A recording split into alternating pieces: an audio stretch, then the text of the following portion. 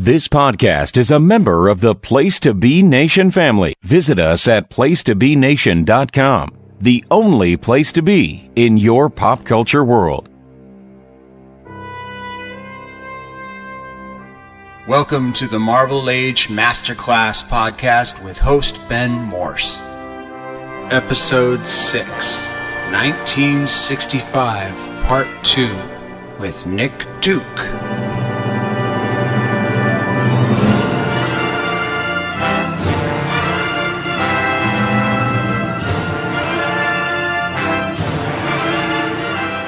Hello and welcome back to Marvel Age Masterclass, the only podcast on Place to Be Nation Pop, where you can hear comics dissected that were just dissected a week ago by four other guys.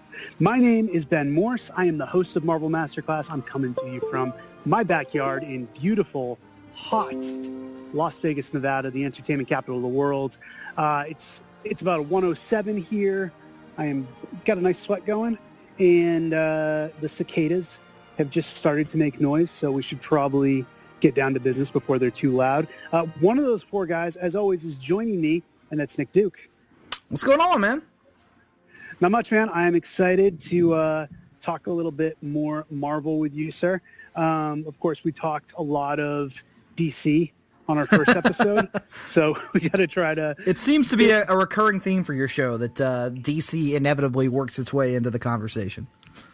I mean, to me, we'll get to it this episode, but to me, it's impossible to talk about just Marvel without getting into like what DC was doing. And yes, that takes us down some tangents, like talking about Kyle Rayner and Hal Jordan and stuff like that. But at the end of the day, I think we need to compare it. To give you guys the quick rundown of what this podcast is about, Marvel Age, our sister or mother podcast, goes year by year, dissecting the Marvel Universe. Beginning in 1961, we are currently up to 1965. And then I welcome one of the hosts of Marvel Age onto Masterclass, where we dive a little deeper into some of the points that were made, talk about the characters, talk about the creators, and just try to get a feel for what I can provide with my experience of 10 years working at Marvel and what kind of stories we can get into, what kind of trouble we can get into. And Nick, I think we're going to get in a lot of trouble tonight.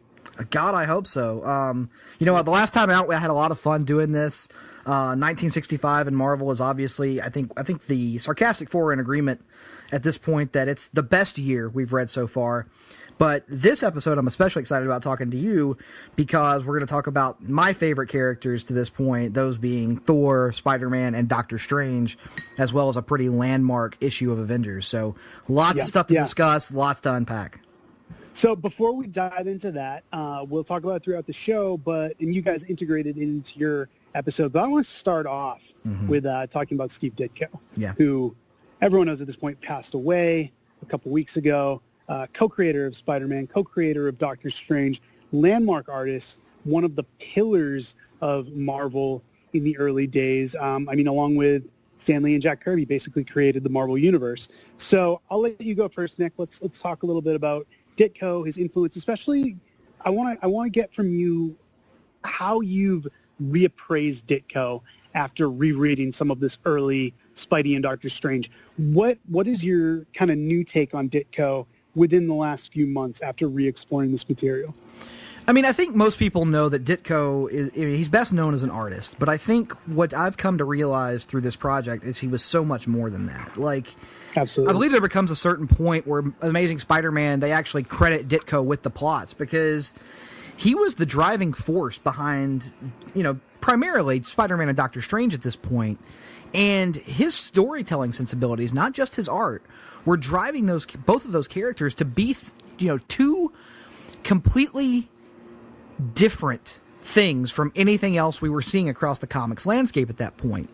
You had Spider-Man, which was telling these stories that were taking a look at society and telling the story of this down on his luck, high school kid who had real personal problems that were part of the book, and not even part of the book, but at times the main focus of the book, which was unheard of. And then you had Doctor Strange, which was appealing to this, a little bit older counterculture audience with the, psychedelic visuals and just the out there stories and plots and stuff. And it shows you a guy who could cater to so many different audiences, who had not just amazing artistic ability, but just, I think he needs to go down as one of the greatest storytellers in the comics medium rather than just an artist, which he gets so much credit for. I think it's a great way to put it. I couldn't have put it better myself, talking about Steve Ditko, the storyteller, as opposed to merely Steve Ditko, the penciler. Ditko he was such an opinionated person. He was so creative, and you see that in Spider-Man, to a lesser degree in Doctor Strange. I honestly think, and this is just this is not based on any knowledge, I think Stan may have let Ditko drive the bus more on Doctor Strange than he did on Spider-Man. I think Ditko was eventually installed as co-plotter on Spider-Man because he was doing so much work, and I think Stan was reluctant to fully give up Spider-Man, so they coexisted for as long as they could. But to me, Strange has always felt like that's Ditko. Yeah. That's pure Ditko.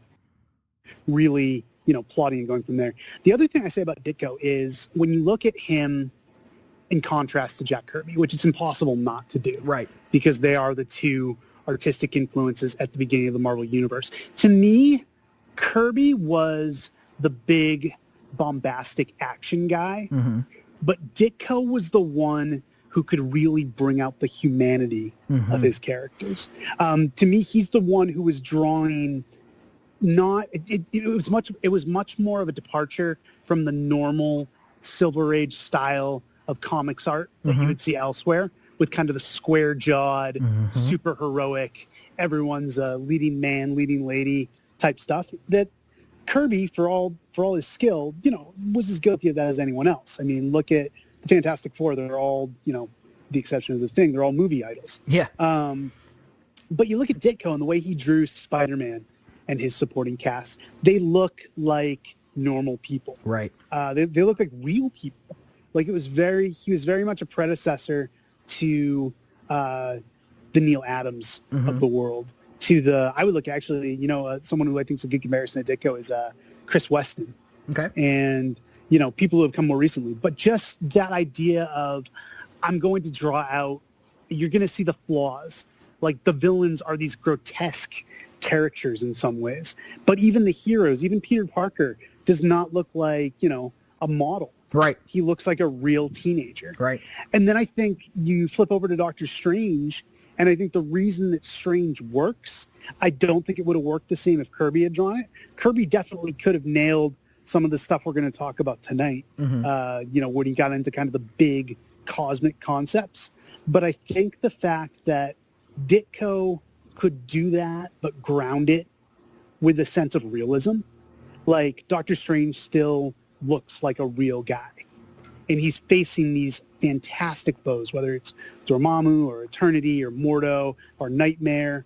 There's such a contrast between the humanity that Ditko brought to his characters and would always bring to his characters, even, post-Marvel, working on the Charlton characters or some of his lesser-known creations like Mr. E. They always seemed like, yes, they were crazy out there creations, but there was something real to them. And I think Ditko really, especially with Spider-Man, grounded the Marvel Universe, which is something that needed to happen.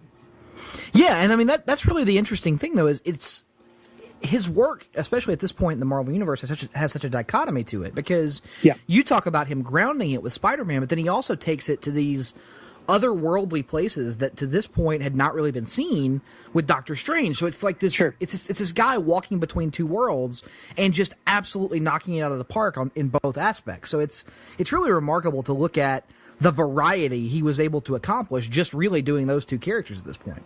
Yeah, absolutely. I mean, just the variety of his work and the fact that it was all high level. He could do pretty much anything and make it look good. And you know what? I kind of like that we only got Ditko on 2 books, like that he wasn't as spread as thin as Kirby. I mean, Kirby is a unique talent in that I think he could juggle, 9 books or whatever a month and bring something to each of them.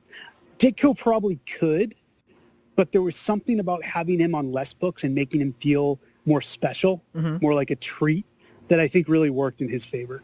Well, and even by this point, in 1965 that we're going to talk about tonight, you see Jack Kirby start to pull back from that a little bit. I mean, that kind of workload is Absolutely. not something that is really sustainable. I mean, compare that to how artists work today. I mean, the very idea that Jack Kirby was drawing upwards of 5 monthly books at a time is just, it's ridiculous when you have artists today that can't get a monthly book out on time, just doing 1 book at a time. It just speaks to how different the comics industry was back then and how much it has evolved since then. But you're right. I mean, Steve Ditko, to get back to that point, having him on only these 2 books, I think it enabled him to give his absolute 100% every time out, and also, like you said, made him feel more special. Because I know even 50 years later, every time I look at one of these reading lists and there's some Ditko Doctor Strange on it, I know going in I'm going to really, really enjoy it, at least from an artistic standpoint.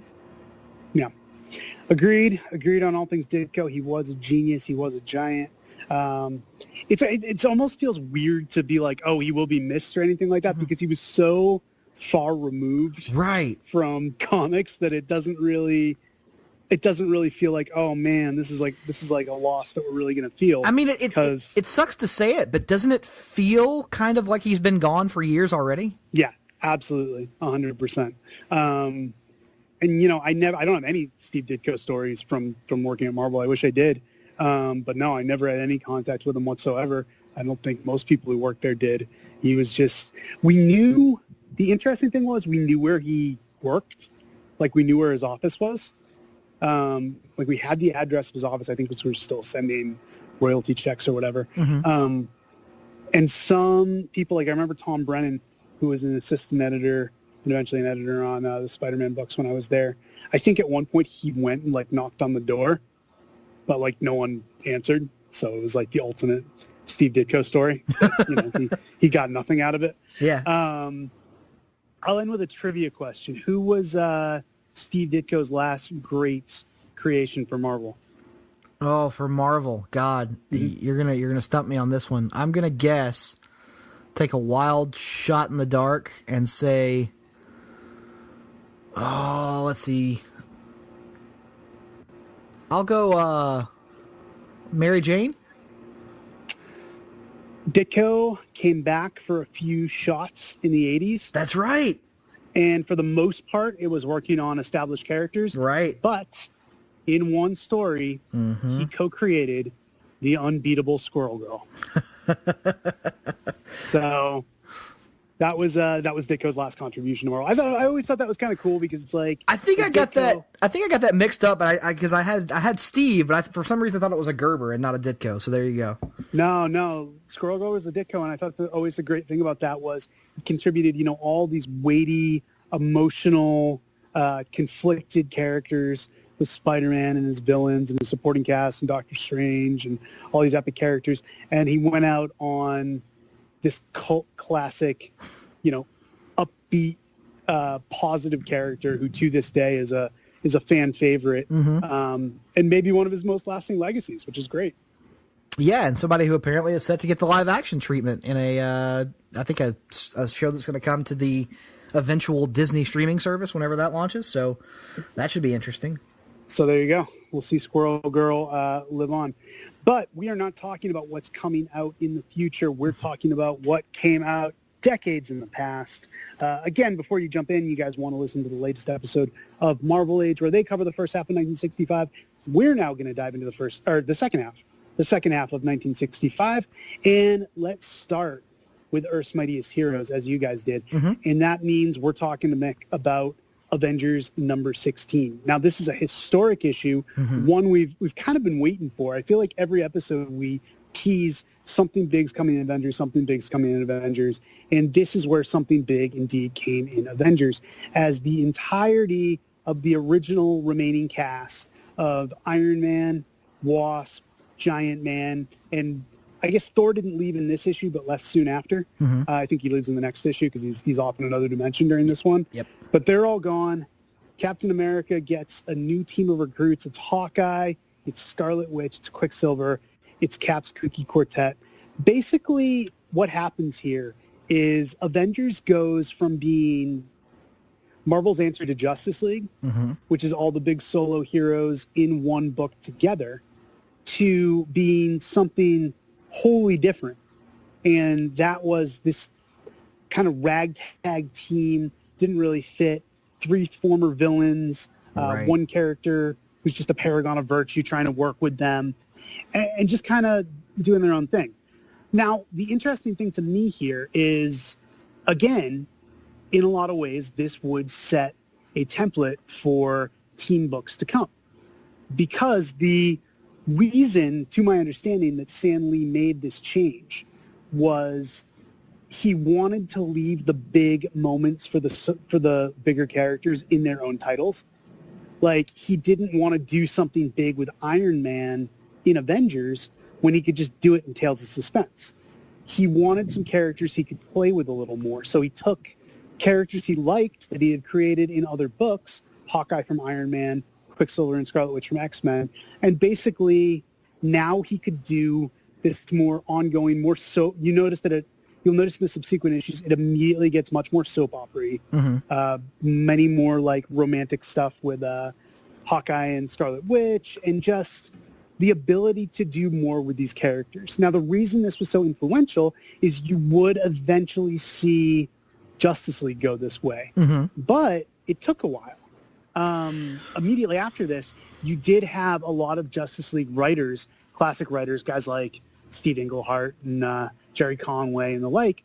You know, they would kind of catch on to what Stan was doing, in the sense that they would bring in characters like a Red Tornado or a Zatanna and make them kind of the centerpiece of the book, because they could basically mess around with them, whereas they couldn't do anything with Superman, Batman, Wonder Woman, etc. Well, I think you had them take a lead from that in terms of rotating the roster and turning it over. But to my knowledge, this whole, making the team up primarily of former villains thing, unheard of at this point. I mean, I think that's my biggest takeaway here.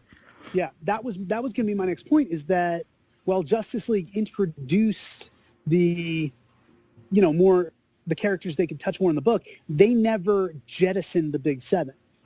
Like, they never kind of pulled the ripcord and said, all right, we're going to see how this book does with just these lesser characters. Right. And that was what was different about Avengers, was it wasn't, all right, we're going to keep Thor and Iron Man around, but add some of these new characters, and if they're not as popular, well, we still have Thor and Iron Man. It was, no, we're getting rid of all the big characters, and we're going to make this book solely focus on, as you said, a team of former villains. Right.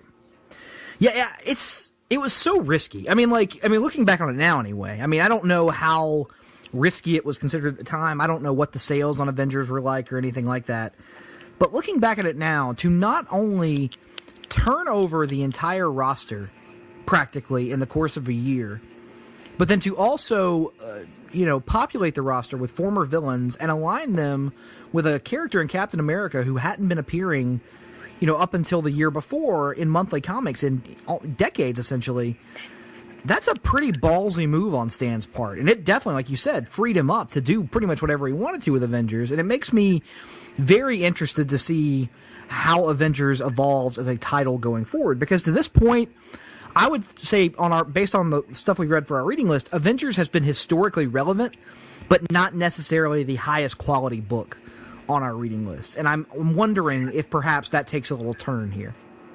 Absolutely. I'm going to be very interested to see what's coming up with Avengers, because much in the same way we talked about last episode how early X-Men is a lot better than we thought it was.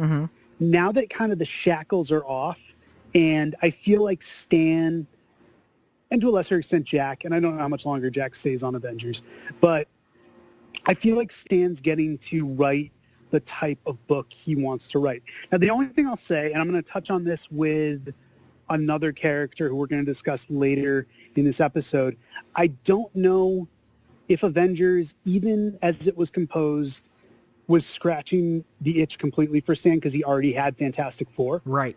So he already kind of had his team book, and even he had X-Men, where he could explore other stuff.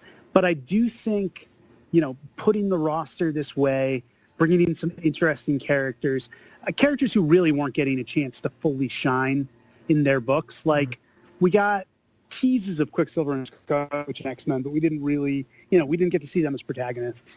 Obviously, Hawkeye as we discussed, early appearances were not necessarily the best, but he becomes an Avengers staple. And it's just interesting to think of how this risk, how this gamble, we don't know how it's going to pay off initially, and I'm curious to see how good the stories get, if they are on the same level as those early X-Men. But we do know, without a shadow of a doubt, that at least with two of the characters, with Hawkeye and Scarlet Witch, we get Avengers mainstays out of this, characters who will forever be associated with the Avengers, even on the big screen. Quicksilver is in his own category, but Hawkeye and Scarlet Witch certainly are readily associated with Avengers.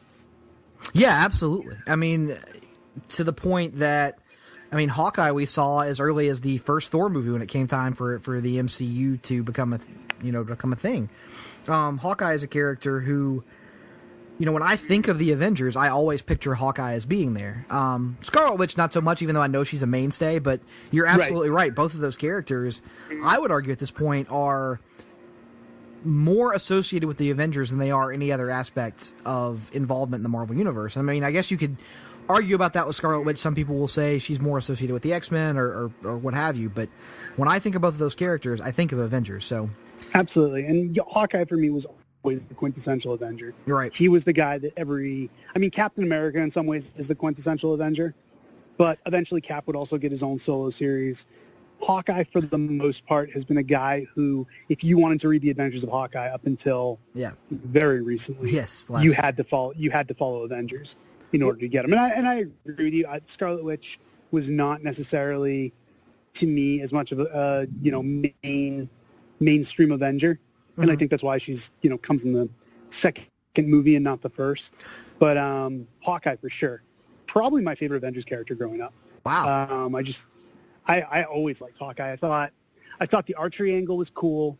I thought just kind of the idea of this brash, kind of non-powered Robin Hood figure. I like the fact that, this is going to sound bad, but I like the fact that he's kind of dumb.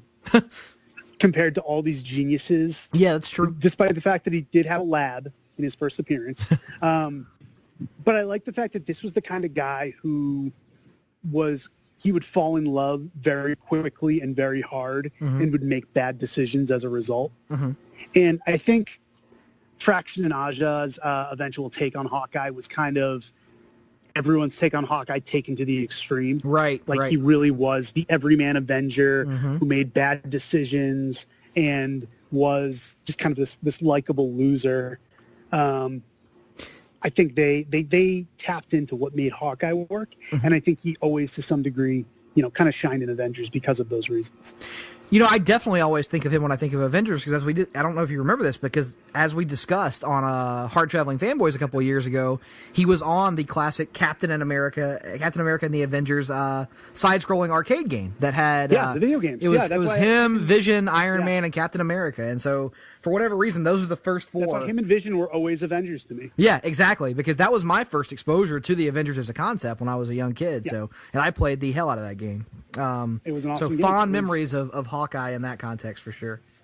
I would say Captain America and the Avengers, the video game, was probably the best representation of Avengers, including the comics, for many years. Yeah. It was that good. It was so fun. And it cemented the white suit version of the Vision in my head in a way that I don't really know it necessarily deserves, because now, looking back on it, I love the green and red and yellow classic design so much more. But for whatever reason, that white suit design, just because of childhood nostalgia, is always cemented in my memory. If I had encountered Vision first in the comics with the white suit, I would be like, what's this guy looks weird. Yeah. He looks unsettling. I don't like it. But because it was in a video game, I'm the same as you. I was always like, white suit Vision, let's do it. Yep. Before we move out of the Avengers section, I want to ask, have you ever read Avengers, Earth's Mightiest Heroes by Joe Casey and Scott Collins? I have not. I'm going to recommend that you try to read that. Okay. ASAP. Okay. Not ASAP. Read it whenever you want. It's really good. And the thing about that book is, I know on Marvel Age, you guys kind of, one of the things you were down on was that Iron Man and Giant Man and Wasp just kind of depart kind of suddenly without any real explanation. Mm-hmm. Earth's Mightiest Heroes is basically Joe Casey and Scott Collins breaking down and looking at the early days of the Avengers from like a modern lens. So they try to account for a lot of the decisions that took place, basically, for lack of a better term, off camera. When was that in the published? original book. What's that? When was this story published? I want to say 2005. You know, now that you're describing it to me, it sounds very familiar, but I can't, I honestly can't remember if I've read it or not. It was right after Scott Collins came to Marvel, because he had been at DC for a while, right, drawing Flash.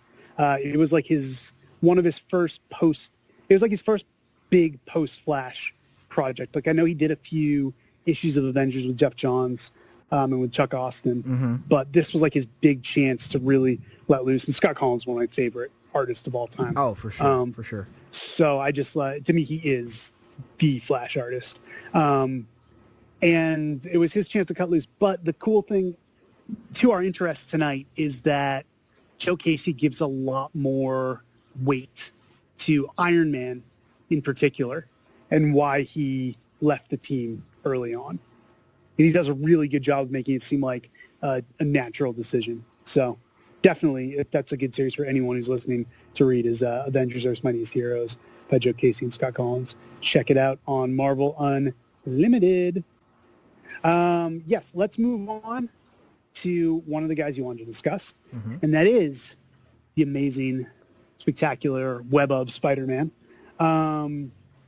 Spidey, to me, not his strongest issues mm-hmm. in 1965. We do get a trilogy of a Green Goblin trilogy, mm-hmm. which I think is just okay mm-hmm. because of what you guys said on Marvel Age, and that's the fact that Green Goblin has not really popped as a villain yet. No. I think we're still in kind of the proto stages. The thing that makes Green Goblin work, ultimately, as a Spider-Man villain, what he has that no other Spider-Man villain has is his secret identity and his ties right. to Peter Parker. Right. I would argue that that Norman Osborn works because of Harry Osborn. That's always been my take on it anyway. And that's a good take. That's why in these early stages, because Harry isn't in the book and we don't know anything about Norman Osborn, so you just kind of have the Green Goblin as this cackling, mustache-twirling villain who has these kind of ham-fisted plots and stuff, and it's not working to this point, but I'm so excited to start to get into some of the formative stuff. I believe in 1966, the next year we're going to cover, that actually has the reveal of Norman Osborn as the Green Goblin, and you start to see that character slowly evolve into what he's going to become. But you're right. These early Green Goblin stories just not really hitting the mark for me, but at least visually they're starting to evolve the character, as they've already moved to the classic glider away from the flying broomstick that we saw in his initial appearances. Yeah, and visually he's an interesting villain because, again, he's a Ditko design. Mm-hmm. But I think the problem was all the best villains at Marvel at this point were fleshed out characters, guys who really could have been part of the cast. They were part of the cast. Doctor Doom is part of the cast of Fantastic Four. Magneto is part of the cast of X-Men. There really were no memorable Avengers villains, and I would argue that's because they didn't feel like an ongoing part of the book. They tried to do it with Baron Zemo, Masters of Evil, and it didn't stick.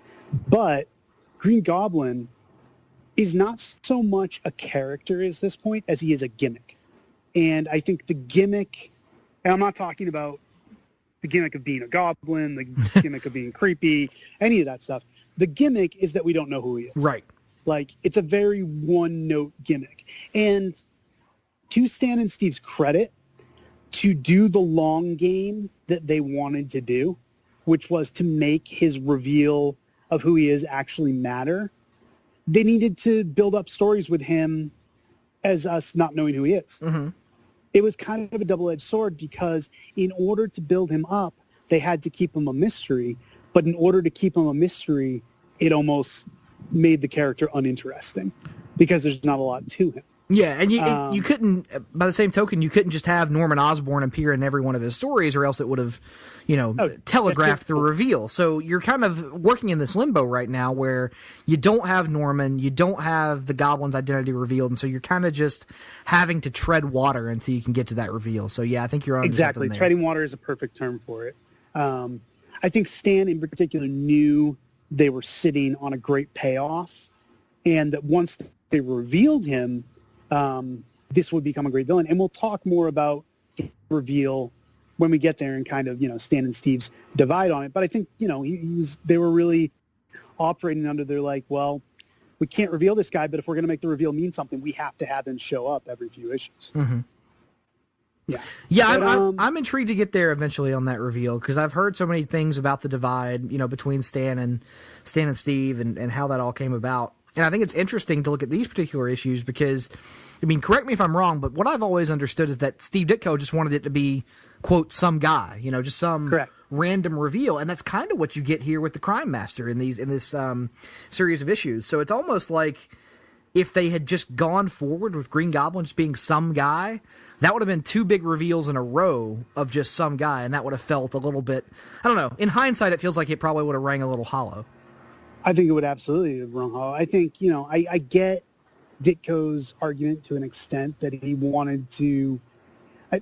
Ditko was always more about making a point than making money, if that makes sense. Because obviously the money is in having it be a member of Spider-Man supporting cast. That's where you get the more intriguing stories. That's where you get people more interested. But Ditko was more concerned with the idea of showing that evil is not, it doesn't make sense. It's random. It's chaos. It's the guy you don't know is trying to ruin your life for no reason. It's not the crazy coincidence that it happens to be your best friend's father. Right. But that's comics, like that's what makes comics work is things that stretch the credibility like that. And I would argue to another extent, like, that's why people like soap opera. That's why people like wrestling. Right. Because it doesn't make sense.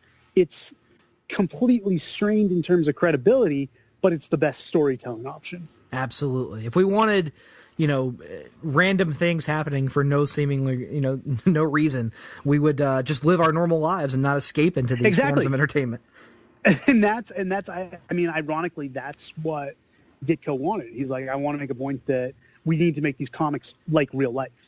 And so many of us turn to comics as an escape from real life. Like, that's not what we want to see at all. So we want to see it go a different way.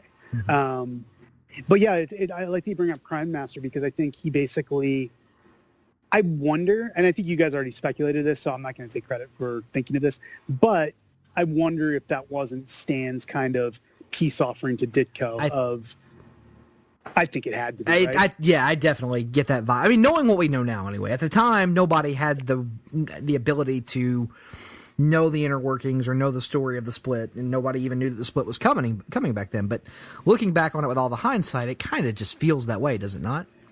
Yeah, absolutely. It feels like it has to be. It has to be like Ditko. And the funny thing from what we know of Ditko, he dug his heels in so much and really, did not give an inch that I bet to this day, or too recently because he just passed away, Ditko would probably claim that Crime Master was a better reveal than Green Goblin. Well, I think I'd absolutely stick to his guns on that.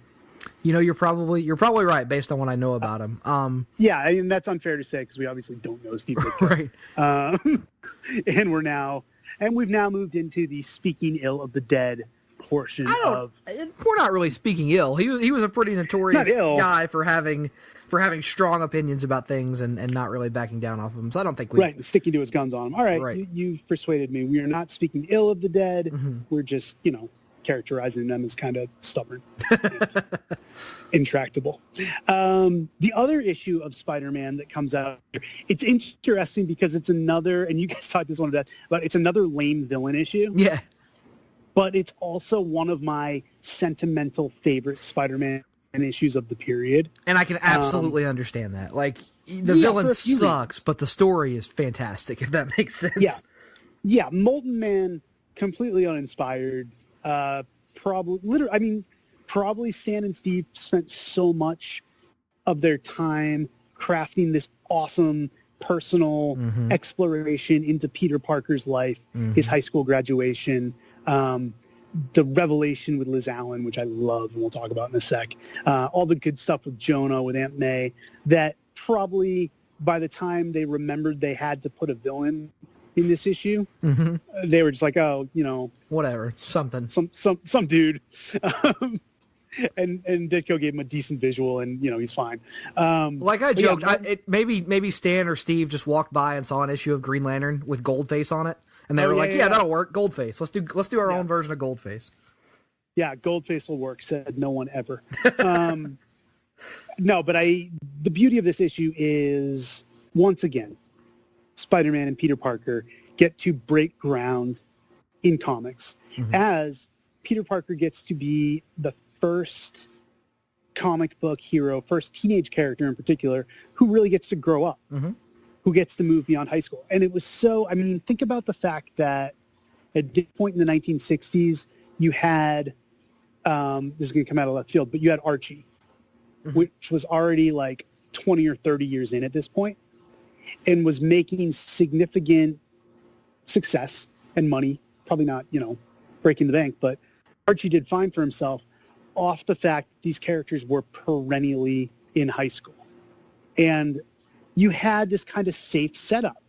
You had this ready-made supporting cast, ready-made location, ready-made dynamic of kids in school that you could play with. And the high school thing made sense. So I would almost argue, we talked earlier about how Avengers was Stan kind of showing some brass ones in terms of splitting off the whole team. I would say Stan and Steve graduating Peter Parker out of high school and kind of removing him from this safe haven they'd created over several years was a very risky move. And the fact that they would have to introduce a whole new supporting cast, they would have to introduce a whole new locale, and just the fact that writing stories about a college student is inherently different than writing stories about a high school student. I think this was a big risk, and I think it paid off.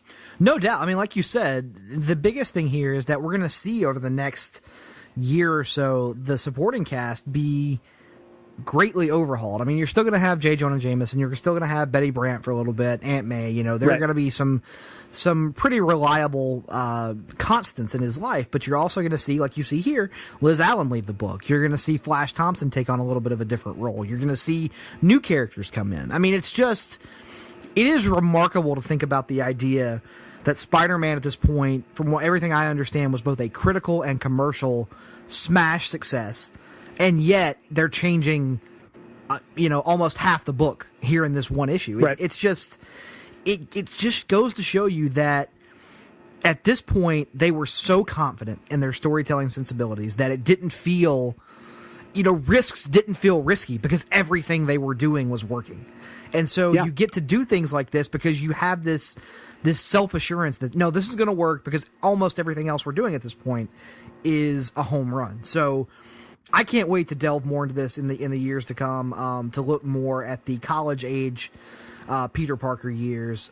You made reference earlier to the Liz Allen thing, which is tremendously interesting, and made me, one thing that we talked about on the episode a little bit was I almost wondered at one point if the dueling love interests of the early pages of Spider-Man didn't have their own champions in Stan Lee and Steve Ditko. If perhaps that Stan didn't have something of an affinity for Betty Brant and Steve didn't have something of an affinity for Liz Allen. It just kind of made sense in my head for some reason. I think that makes total sense. I mean, I think in the future, when it becomes two other characters, we can talk about the fact that there was definitely a character that Stan championed, and there was definitely a character that Steve's successor on the book, John Romita, championed. But here, I think it's definitely a possibility. I think, Stan was a little older, so probably, the idea of his of dating the secretary was appealing to him. Whereas Steve, a bit younger, probably romanticized the idea that, the prettiest girl in high school, the cheerleader, was really into this nerd. But and who also what has made like it all work- these personal problems. Like that's the thing about Liz Allen is she's always got something going on that you never really know what her deal is until, God, what is it, decades later? Yeah. And I love the fact that, I don't know, this issue to me just made, for some reason, it just made Liz Allen seem so real. Mm-hmm. Like she seemed like a girl you knew just by her making herself vulnerable and admitting to Peter, like, I wish you had given us a chance. And when the strip started, she was very much just, the prototypical pretty stuck-up rich girl. Yep. Who didn't want to give Peter the time of day. But her evolution, I mean, look at a character like Flash Thompson, who, great character, but not from here to there in Spider-Man. He would progress later, but at this point, he's still pretty much the character he started out as. Whereas Liz Allen really underwent a transformation and really became an massive, interesting character. One other thing I wanted to get your impression on, is there a character in all of the Amazing Spider-Man that Stan writes better than J. Jonah Jameson? Is there a character in comics that's better than J. Jonah? That's an even better way to put it. I think is the real question. I should have seen J. Jonah Jameson as the commencement speaker coming a mile away, and the fact that I didn't, and it worked so well and was so hilarious. It was one of my favorite things they've done in this book. It's a small little gag, but man, it was perfect. I love the little thing about Jameson. You know what I think I love most about Jameson is the fact that J. Jonah Jameson is the hero of his own story. Right. Yes. Very much. Yes. Like he does not see this overbearing jerk that the rest of us see. When he says stuff like, man, if only I wasn't such a sweetheart, like he genuinely believes that. Like J. Jonah Jameson thinks he is a great humanitarian. Right. And I don't know, that he is one of the best characters. He's one of the best he might be the best supporting character in comics. There's a lot of competition there. I would definitely I would have him up there in terms of in the Marvel universe for sure. I think he's the best. And I think you'd have to go over to like DC with like Alfred or Lois Lane, but it would be like the truly iconic supporting character. He would be definitely a top 5 in comics and have a strong argument for number 1. I think he's in the conversation for sure. What else I want to talk about with this issue? I don't know. Just the fact that, what's amazing to me, to kind of get back to what we were saying a little while ago and talk about, the supporting cast and how fearless these creators were and how bold they were moving forward. The craziest thing to me is probably the best Spider-Man supporting characters are still to come. Mm-hmm. Like, aside from Jonah and Aunt May, like the college era characters are, no offense to the initial characters, but so much more interesting than Liz and Betty and even Flash. Although Flash stick around, so he got to kind of grow and become a great character. But it's almost like you talk about them being fearless and kind of blowing up the setup, but in a way, it's also Stan and Steve saying, you know what, now that we've been writing and drawing this book for a couple years, we could probably create a better supporting cast. Right. So let's just start over and let's cheat. Like it could literally have been them having that conversation saying like, we're kind of bored of the supporting cast. What's a good way to get rid of all of them without, a wholesale slaughter of the cast is, we can just graduate him from high school to college and then create all new, better characters for him to interact with. And it's also kind of brilliant because the audience they had built at this point, if you were a high schooler reading this book, you've grown up with this character for 4 years. So it's almost like Peter Parker is growing up with you. It's like he's a contemporary of yours. And as you're going through these changes in life, so is he. And so it's this very unique thing in comics, whereas, I mean, like we said, look at DC, Batman, Superman, Green Lantern, all these characters who were constants for years. Now, granted, at this point, not as, roughly a decade for DC up to this point, but like over in Marvel, whether it's the wedding of Reed and Sue, whether it's the X-Men getting to graduate from the Xavier Institute, whether it's this with Peter Parker going on to college, you get the impression that you are on legitimate life journeys with these characters and that you're not trapped in this endless cycle. Now, eventually we get there because the only way for comics to endure is for it to be something, akin to that. Yeah. But at this point, compared to everything else that everyone else was doing, it just feels so unique and so... it feels like an earned journey that you're on with these characters, and it's really remarkable to look back on. Yeah, and not to jump too far ahead, and then we'll talk about some other characters, but I mean, look at what it did to Spider-Man in the sense that it didn't stop here. He kept growing up. Even after Stan left the book, he went through college, he went through grad school, he got married. Right. He was an adult. And then eventually you got to the point where the people editing and writing him were like, wait a minute, we grew up with a younger Peter Parker. Right. We want to get him back to that. Right. Which is a discussion we'll get to someday, hopefully, if we don't. Can we get canceled? We can't get canceled, right? I don't think we can, especially with the stuff that we have coming in the works that I wanted to throw the tease out there for. I think we're the masters of our own destiny. So we will eventually get to that, but it's interesting. I do think there is something to what you're saying. The fact that you grew up with Peter Parker, you get to go to high school, you get to go to college. It's interesting for us years later, though, to be viewing it through a lens of, we're not high school students, but we're reading about high school Peter Parker, and I think it's a credit to how compelling he is that we still enjoy this material. I'm always going to have a soft spot for high school Peter Parker because, as anybody who's listened to me talk about comics ever knows, I was brought into comics through Ultimate Spider-Man. I was in high school when that happened. Like, it has always been, when I think of Spider-Man, I think of high school. And I understand that really, if you look at the mainstream, the 616 version of Spider-Man, for lack of a better term, high school is a relatively minor part of his publishing history. It's the foundation, but in terms of issues, number of issues printed, most of his existence comes in college and after. But for me, Spider-Man as a concept has always been a high school concept. And I think that's why going back and reading these early stories has spoke to me, at least in terms of the setting. Well, speaking of things that spoke to you, I'm sure that you enjoyed the hell out of this particular year's. Well, we had already talked about one of the annuals last episode. That was the Fantastic Four annual. But this time around, we got another big annual. And these annuals at this point were, as we've discussed in past episodes, they were big events. It was, the origin of Namor, the origin of Doctor Doom, the wedding of Reed and Sue, the first appearance of the Sinister Six. So you had to wonder what Journey into Mystery was going to pull out to compete with those other stalwarts. And what they did was they brought in the character of Hercules, and they basically produced a book-length epic of Thor and Hercules, two incredibly strong, incredibly brash, incredibly egotistical characters, just beating the holy hell out of each other, all the way from Asgard to Olympus, and Jack Kirby just in his glory, getting to draw some of the best stuff he had worked on.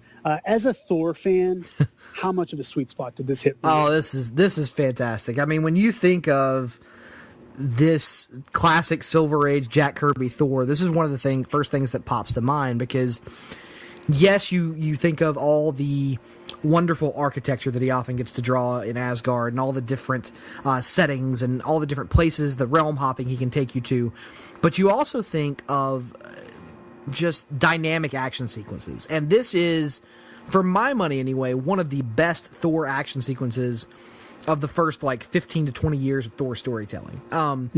It's basically one long, roughly 20-page fight scene that just builds and builds and builds to this crescendo where you're like, at every moment, every time you think, okay, there's nowhere else they can take this, he just steps it up a notch. And it becomes this thing that is just truly breathtaking to behold at a certain point. Like, I've read it, God knows how many times at this point, because there are still Thor books that I like to go back and revisit from time to time.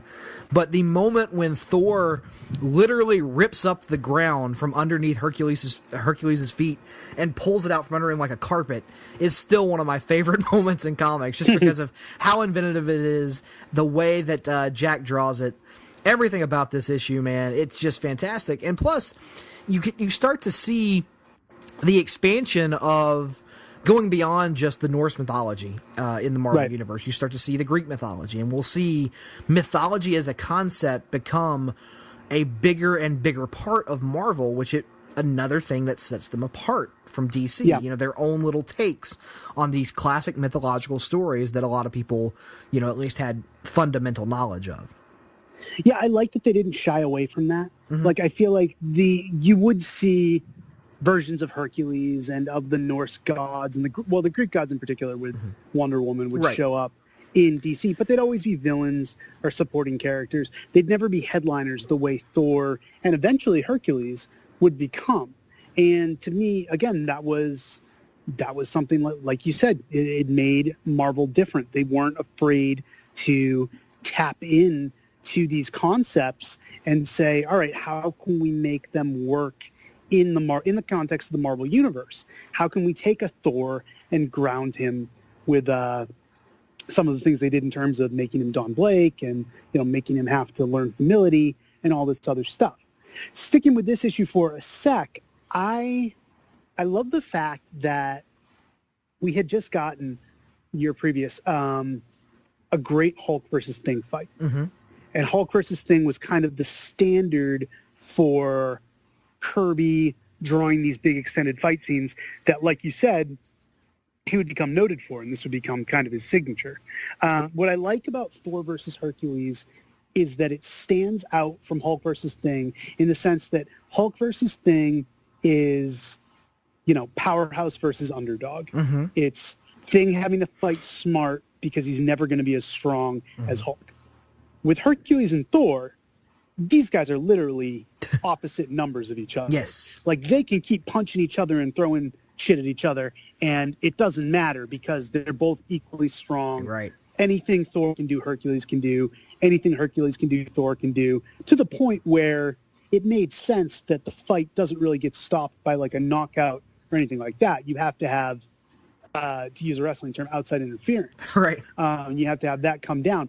But I think there was something cool about, you know, especially if you're a fan of Thor, who's this big, massive, powerful character, getting to see someone who's his equal. And also the fact that even if you did see Thor up against other strong characters, you never saw him against a strong character who was also a good guy. Right. So he had a shot. Like, Hercules had a legitimate shot against Thor. They're both these outsized mythological giants who could really just continue hitting each other, you know, for eternity. And it was great.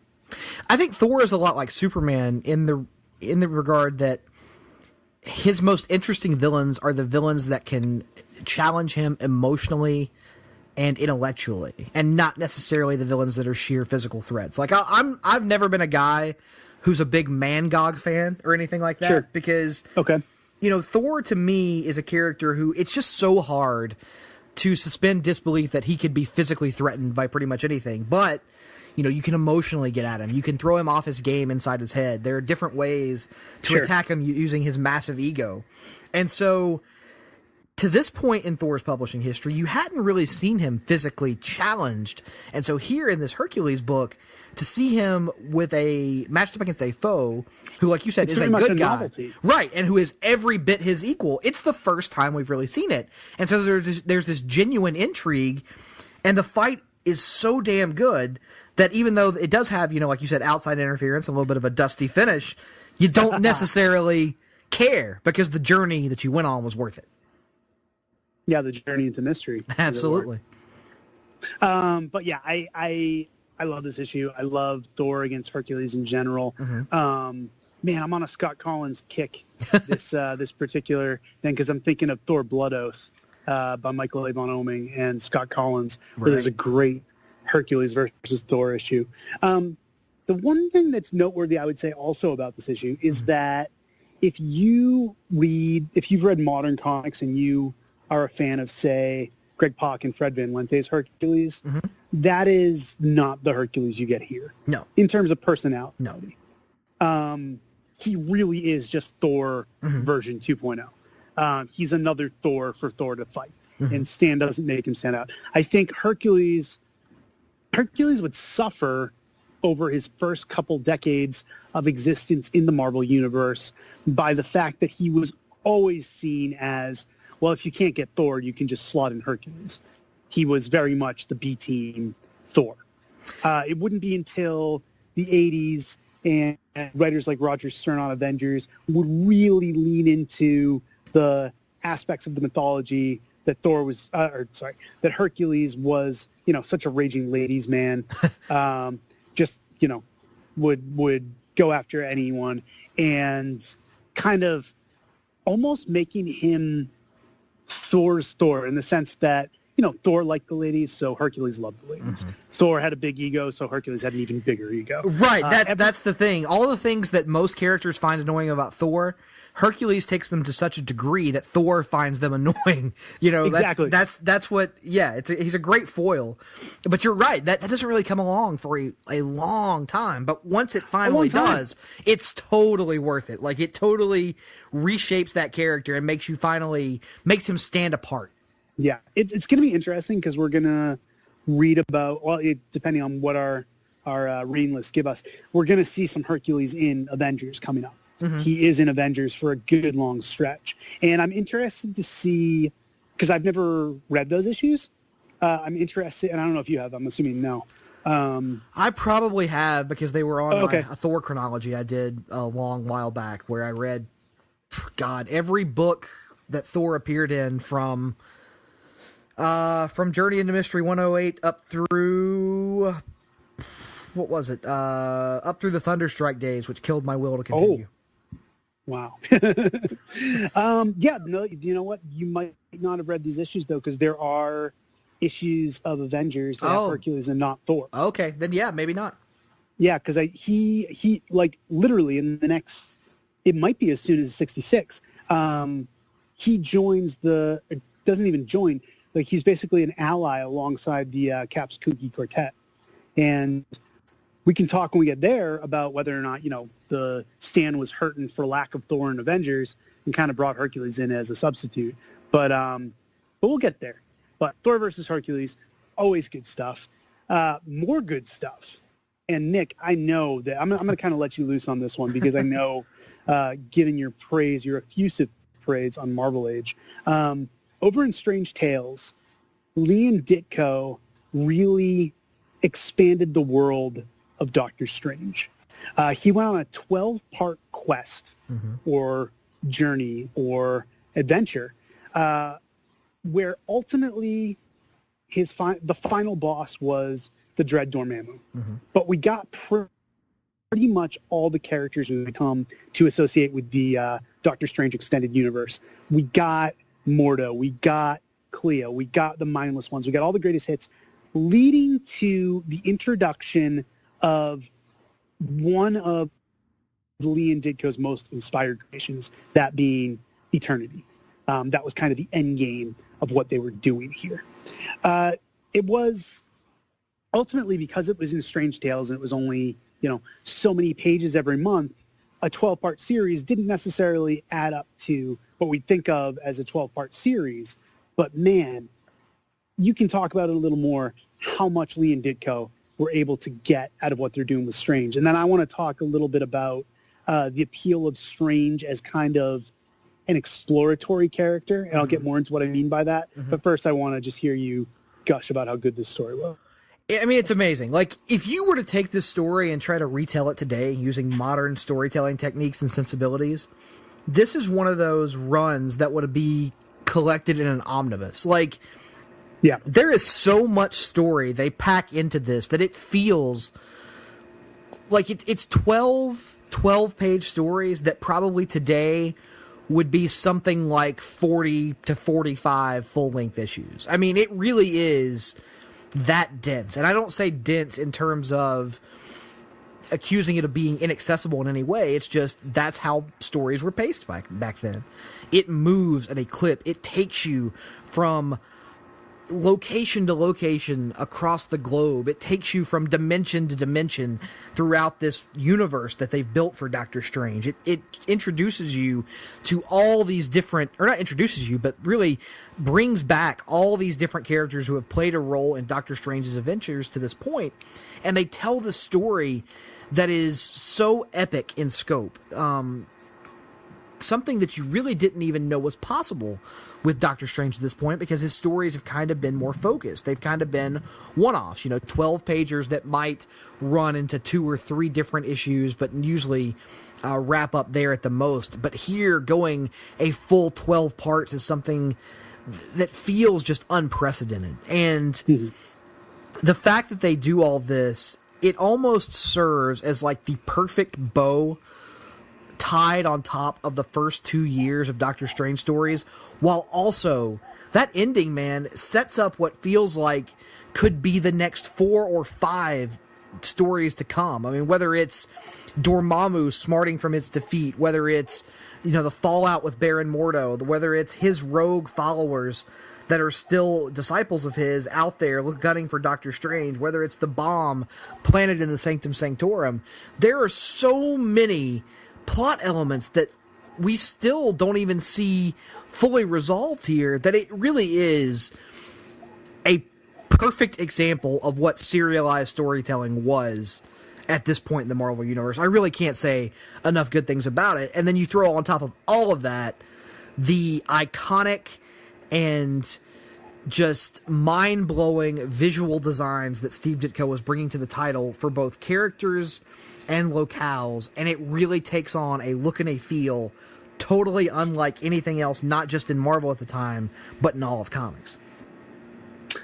To me, a big part of what makes Doctor Strange work, and I have talked about this, is the idea that you have to split him off from the rest of the Marvel Universe.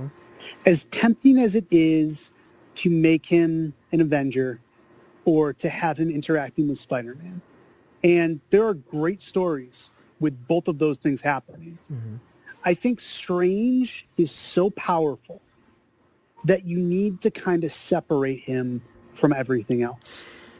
I think the idea that Doctor Strange can go off into other dimensions or other realms where he is not the most powerful being, where he is more of a traveler, more of an underdog character, more of this guy who is punching out of his weight class. You take a concept like Eternity and you put Doctor Strange up against it. It wouldn't make sense to introduce Eternity in the pages of, Sergeant Fury and his Howling Commandos. You need to take the most powerful and kind of potent of the Marvel superheroes and use him to explore these different realms. Now, I have not read the most recent Doctor Strange series, the one that just launched in the last couple months. Nor have I. The one by Mark Waid. But I do know that it's the premise is basically that he's in space and exploring other realms. And I think that's the way to go with Doctor Strange. I think having him be unique, the only human who has seen these sights, who has fought these battles, makes him special. And he's a great gateway character who, if you have a concept that feels too big to be contained to the city of New York or to Spider-Man's adventures, you can get into it with Doctor Strange. And I think a lot of what appealed to you about the serialized storytelling, about just the bigness, horrible word use, the vastness of these concepts, I think comes from that. I think comes from the fact that Stan and Steve were working not in the Marvel Universe. It wasn't what they were doing on Spider-Man when they were writing stories that were taking place literally down the street from whatever the Fantastic Four were doing.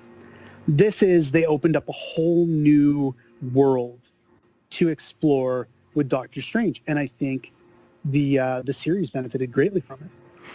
I mean, if you look at some of my favorite characters in comics, the two I'm going to call out being Thor and Green Lantern, I think what appeals to me most about them is that you really get the sense that these characters aren't just part of a larger universe. They almost have universes unto themselves within those universes. What I mean is, look at something like Thor, where you have all of the 9 realms and all these different locales and cosmic scope to his stories, and Thor almost has all these threats that he has to deal with that Earth almost feels like a minor concern. Like whatever the Avengers have going on, you can't spend that much time focusing on it as Thor because you have so many responsibilities. Same thing for Green Lantern. You've got 3,600 space sectors. Earth is just a minor, it's there and it's nice, but man, there's a much larger universe out there. And Doctor Strange kind of feels that same way here to me early on, in that, yes, he has issues on Earth, and yes, he has things he has to handle, but he has got to deal with a literal multiverse of dimensions in a way that no other character in the Marvel Universe to this point has to deal with. And so it lends an epic scope to his stories that nobody else is really able to touch to this point. Now, I think we're going to start to get there in 1966 as we see Galactus come into the pages of Fantastic Four and start to see that balloon widen for the rest of the Marvel Universe. But to this point, I would argue that Doctor Strange is by far the most epic of characters that we've encountered. Yeah, no, I don't think there's any doubt. And I think it made Doctor Strange unique. And I think as we continue on this odyssey into the history of Marvel, we're going to see periods where Strange is a very interesting character, and then periods where Strange is a very kind of fall on the wayside character. I would argue that putting him in the Defenders may be the worst thing they ever did. Yeah. Because it made him seem not as special. He had to associate with other characters, supposed to be on his level. He had to seem more human. Give me Doctor Strange out there fighting the mindless ones, right, and being the only human who can possibly survive such torments. That's the Doctor Strange I want to read about. There have been, don't get me wrong, there have been stories on Earth that have made him work. Obviously, Doctor Strange The Oath is a great story. But man, my Doctor Strange, the stuff I like and the stuff that I think is most loyal to Lee and Ditko's vision is when you really have him separated and doing his own thing. Absolutely. And just for the record, I would love to see this story used as the basis for the eventual Doctor Strange sequel film. I think that would be a nice touch, and it kind of would make sense based on the story they told in the first film. Yeah, no, I think it would be a slam dunk, and I think it's a story they should tell. We'll see where they go with it.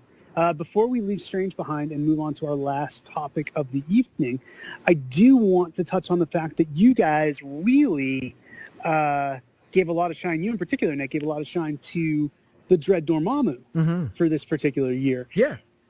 So I will ask two questions. One, is this the best Dormammu story ever?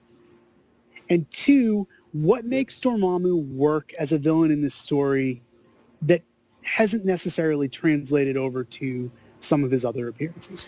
Well, it's the best. It's certainly the best Dormammu story that I've read, because I haven't read a ton of them. But what makes him work is it's almost like he becomes Doctor Strange's Doctor Doom. And what I mean by that is you get the impression that he is a character who has existed for many millennia and who has never really tasted defeat before, to the point where once he tastes it for the first time, his ego will not allow him to process the idea that he could possibly be beaten, let alone be beaten by a mere mortal. And so he develops this, unhealthy obsession with Doctor Strange. Dormammu in these early pages has been tasked with the responsibility of holding back the mindless ones from rampaging across his dimension and slaughtering people and causing great ruin. And there are multiple times throughout these early Doctor Strange pages where he almost loses sight of that because he's so laser focused on getting back at Stephen Strange for possibly getting one over on him. And so the idea here in this story that Strange beats him again, I can't wait to see where he goes from here, because after the way he took the first defeat, I can't wait to see Dormammu completely off the hinges in the issues to come. I wonder if you haven't in that just kind of identified the problem with Dormammu down the line, because Dormammu, well, he might be a great Doctor Strange villain. I mean, let's call a spade a spade. He's not really in the pantheon of great Marvel villains. No, I don't think. I think he's a great visual. Yeah, fantastic visual villain, but not a lot of meat on the bone, it feels like sometimes. And I wonder if it isn't the specialness of the fact that he hasn't been beaten for millennia, and then Strange beats him, and then the fact that the more Strange beats him, the less special he becomes. Right. Like with a villain like Doctor Doom, you can beat him as many times as you want.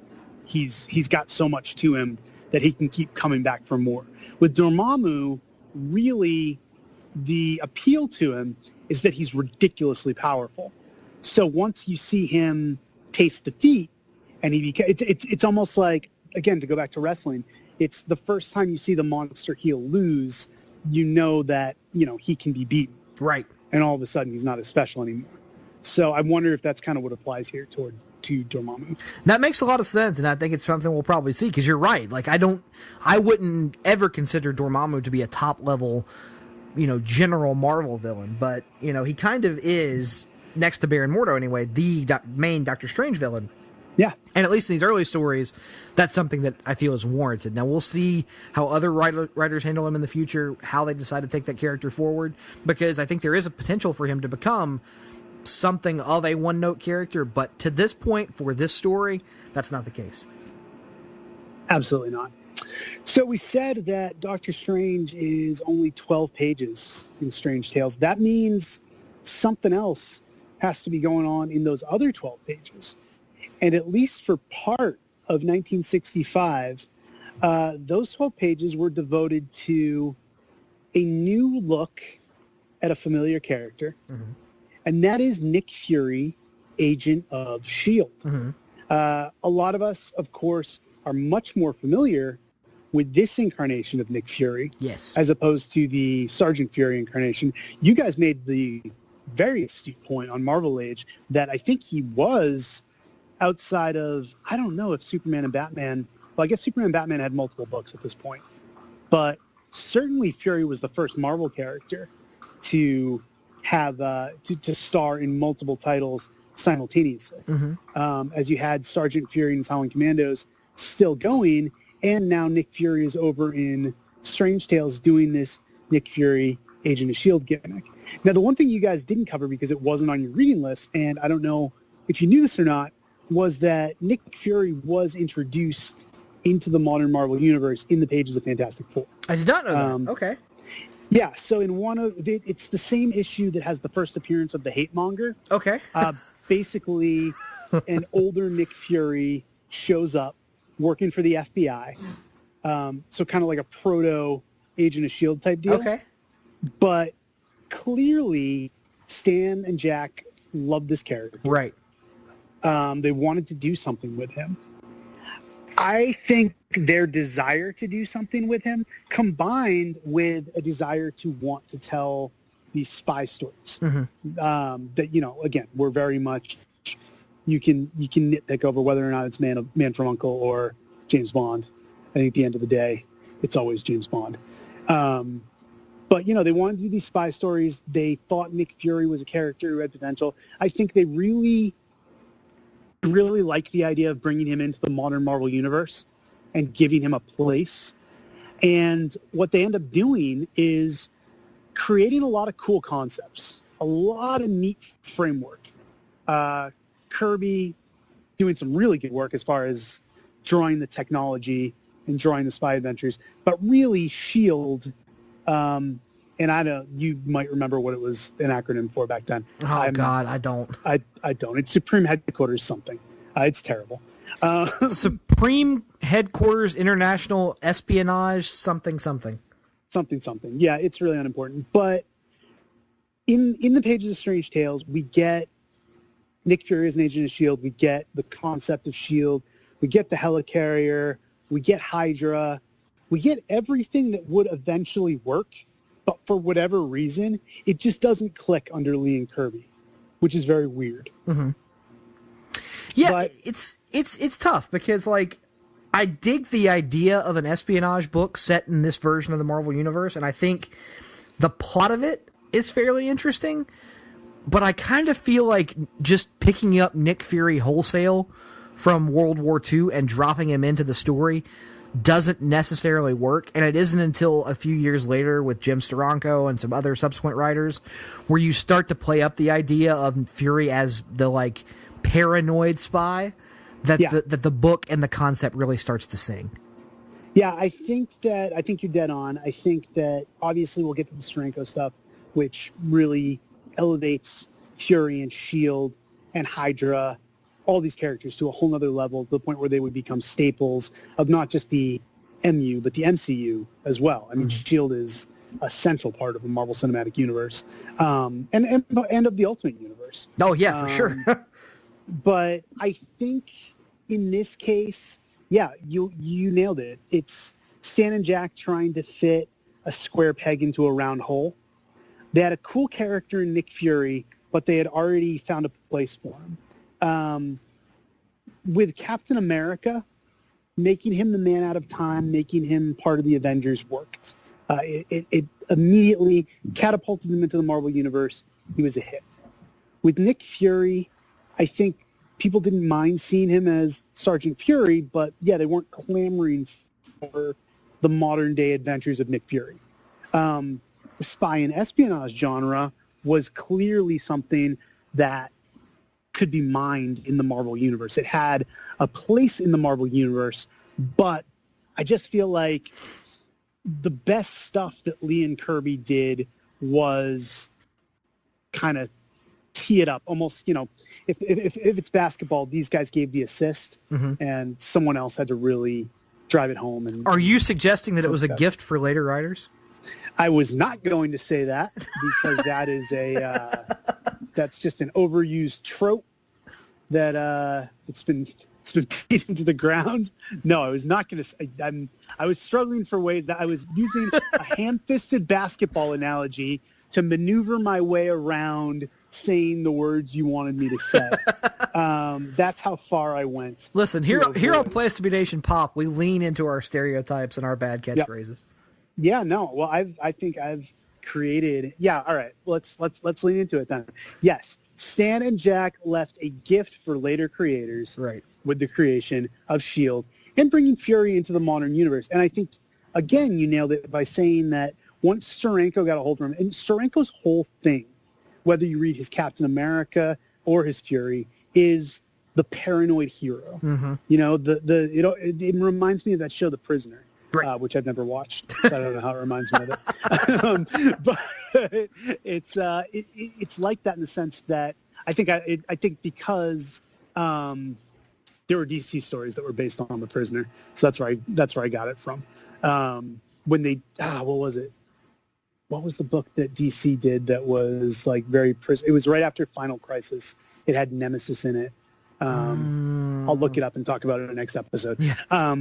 But regardless, the idea of Fury, of Cap, of these guys who are not in their proper time period being super paranoid, and especially it worked in a spy book, and just being like looking over his shoulder, looking for betrayal, looking for who's trying to wrong him in every sense. Yeah, Steranko did that, and it totally worked. He made it much more psychedelic. He made it much more claustrophobic, and I'm sure we'll get to talk about his S.H.I.E.L.D. stories coming up. But this, yeah, I think it was a half-baked idea of cool espionage, and then trying to force Nick Fury into it that didn't really work. Yeah, I think but unlike something like, Incredible Hulk is the thing I want to compare it to, whereas, Incredible Hulk early on, I think was kind of a bust. Yes, the Hulk stuck around, but they had to overhaul so much of that character and concept to make him capable of enduring, whereas with this really does feel like they have the foundation here. They just need someone else to tell the story. Yeah, they just don't know what to put on the foundation. And I think Steranko is going to be the one that's going to come along and really help people to understand what this character can be and set him up as being, he's kind of the glue of the entire Marvel universe at this point. That's the role for years, over the years that Nick Fury has taken on. And it's interesting to go back and look at it at the beginnings of that and see that definitely was not the case from the earliest issues. I would almost argue that it took someone who didn't hold Fury in as high regard as Lee and Kirby obviously did. Yeah, when you don't hold him as precious, you can make these changes, right? Exactly. They were afraid to take risks with this character because they clearly loved this character, and they didn't want to, make big changes to him. But then you get a Steranko and other writers who would really, take Nick Fury in a different direction. Yep. Yeah. So that brings us to the end of 1965. We did it, Nick. We covered everything. Absolutely. Any final thoughts on the year that was as we head into 66? I'm really excited for 66 because I feel like 65 gave us so many intriguing setups. Even just looking at this episode with the new Avengers team, which we didn't even get into the fact that I wanted to talk a little bit about the fact that decades later, it would take like Brian Michael Bendis coming to Marvel and being like, why aren't the Avengers just all their biggest heroes to kind of reset the board on that? But that's another episode. But we have the new Avengers. We have Spider-Man going into college. We have Doctor Strange, like you said, being set up for multiple storylines.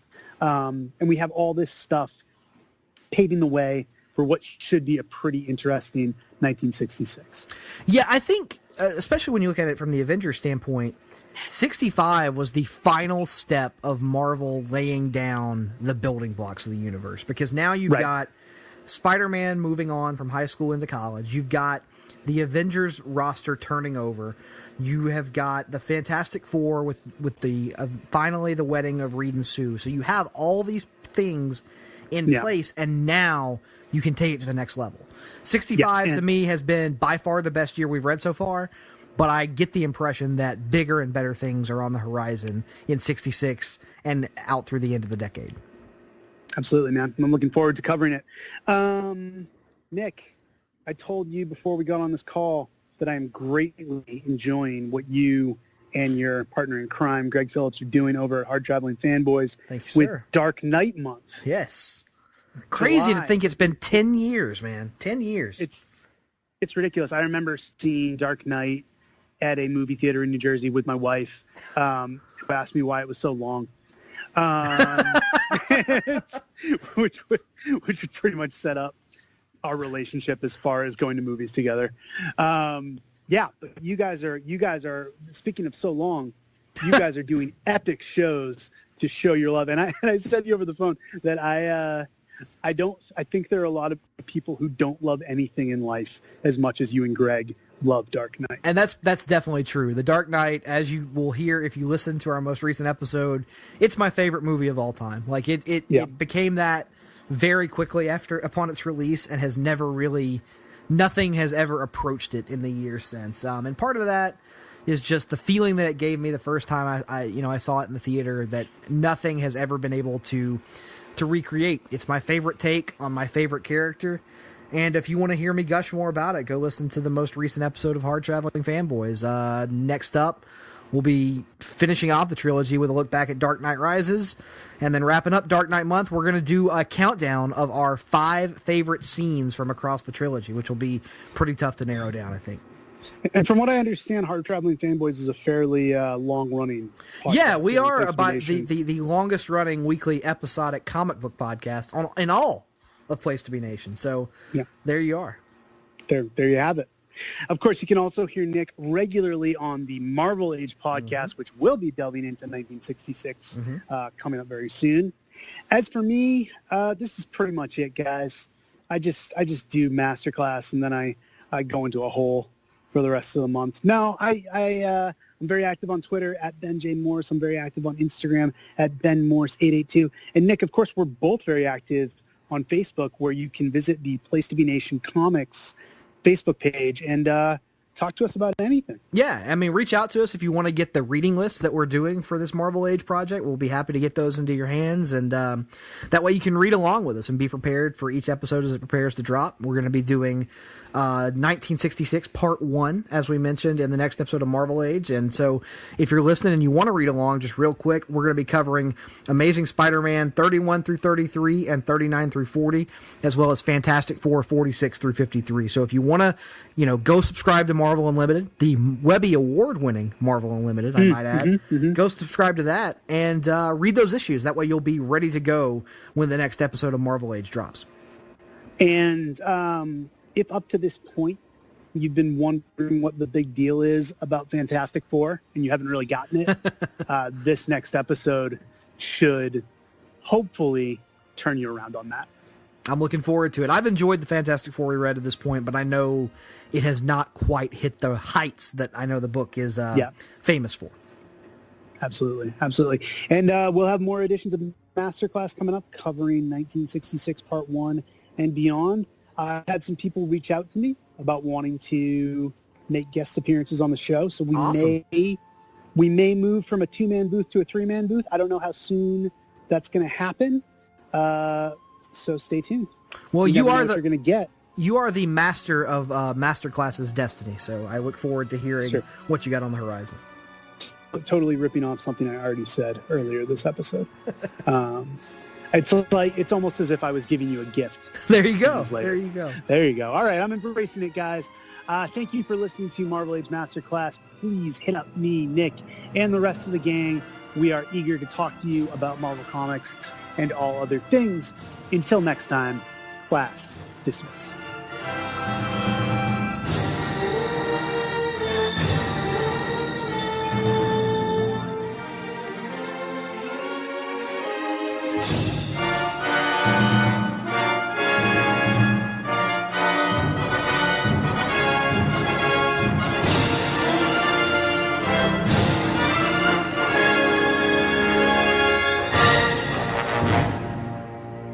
Promotional consideration paid for by the following.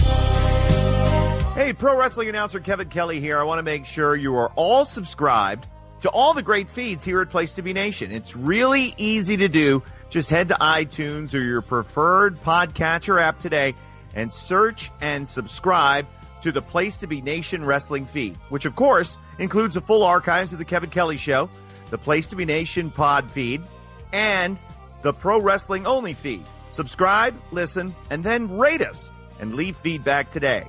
And be sure to give Justin your true thoughts. I mean, don't hold back. After all, he is kind of a jerk. Just listen to Scott.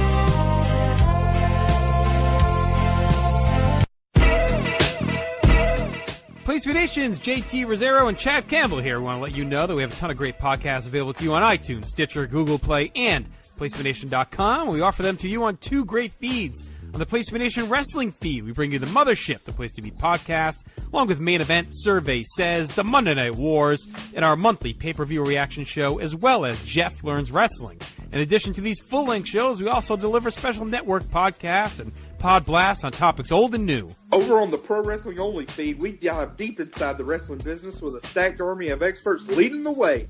The feed features potpourri shows such as This Week in Wrestling, Greetings from Allentown, Match of the Week podcast, and the Military Industrial Suplex. We also have shows that focus intently on certain topics like Through the Years, Worldcast, Strong Style History, Strong Style Story, and Mount Olympus. Plus, the feed has the full archives of legendary shows like Titans of Wrestling, Where the Big Boys Play, Letters from Center Stage, and Letters from Kayfabe, plus much more. And on our very popular Place to Be Nation Pop podcast feed, we offer such great shows as Talkin' Pop, the Glenn Butler Podcast Hour Spectacular, NBA Team, PTBN Play, Sunday Groove, Breaking Balls, and Lucha Undead, as well as a veritable podcast heaven for comics fans with the hard traveling fanboys, Sellers Points, Todd Weber's Conversations, Geek and Sassy, and Marvel Age podcasts. You can find all of these current shows, plus archives of our past podcasts, including The Kevin Kelly Show, as well by subscribing to both feeds on iTunes. And while there, be sure to rate and leave feedback today. All these shows, plus others, available at PlaceToBeNation.com, where we cover pro wrestling, sports, movies, comics, plus in-depth stretch projects and more. Be sure to support our site by using PlaceToBeNation.com/Amazon when doing your online shopping, and download our free PTB Vintage Vault Refresh ebooks via the links on our site. We also want to thank our friends at Boneheads Wing Bar in West Warwick, Rhode Island, and Fall River, Massachusetts, and thehistoryofwrestling.com. Be sure to follow us on Facebook, Twitter, Instagram, and Tumblr as well. PlaceToBeNation.com, the only place to be in your pop culture world.